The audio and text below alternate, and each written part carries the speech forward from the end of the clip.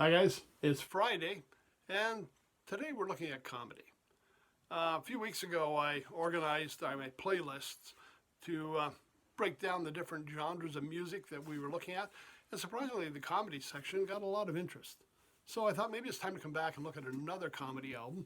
But since this week we're looking at discount bin finds, I thought I got one that meets the needs of both of those. And it is this album, the Smothers Comedy Brothers album. Again, found this in the States, couple of bucks. It was after the show had been canceled.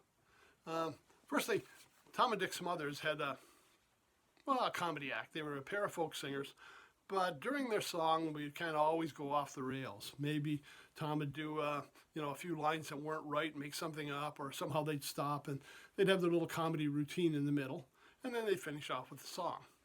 And I can remember seeing them way back in the 60s, like on the Ed Sullivan Show. They were regulars on some of the variety programs. And in the late 60s, I'm going to say, 67, CBS actually gave them a series. And it was a variety show. But it wasn't like the other variety shows we'd seen at this time. This was a variety show more for the Woodstock generation. Very different, very controversial. CBS had a terrible time with them, with CBS censors coming after them because of their satires of racism, the Vietnam War, the presidents. They were getting to a stage where they were demanding the shows be recorded and given to them weeks ahead so they could actually check it before it aired, so they could edit out the stuff they didn't want in. And ultimately that led to their demise in 69, when CBS pulled it because the censors, they just couldn't find a meeting ground. But I mean, the show was funny. It had a lot of great things about it, and it really was quite a change from the regular variety shows. Just to give you an example, some of the musical guests they had, and this is just a partial list. And again, this is how I'm saying it kind of ties into the Woodstock generation, or the more hipper crowd. Musical guests included George Harrison, Joan Baez, Buffalo Springfield, Cream, Who, Donovan, The Doors, Jefferson Airplane, Steppenwolf, Pete Seeger. We went from folk singers to the psychedelics of Jefferson Airplane to the English bands Cream and Who.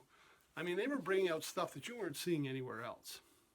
They had a musical consultant, and one of the writers of the show, Mason Williams. Mason Williams actually had a hit that I think he premiered on the show, but it was a hit on radio called Classical Gas that some of you might remember. They had a comedian, Pat Paulson, and during the run of the show, he was running a campaign to be elected president, and it was all part of the gag, but it really was funny stuff. And my favorite, the very funny Lee French, who portrayed Goldie O'Keefe.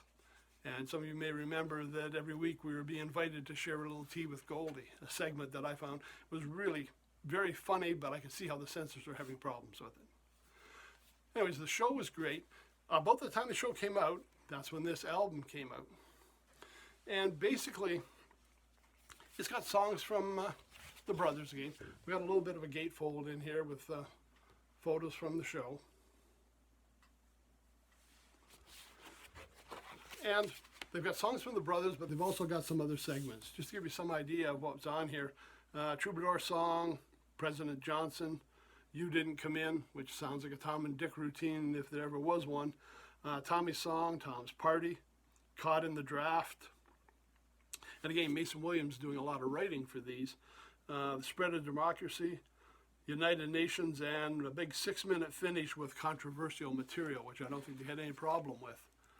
Now, before the show, Smothers Brothers had put out a number of albums, so they have been recording for some time. This one, again, I think it was about 1972 I picked it up. The show had ended in 69.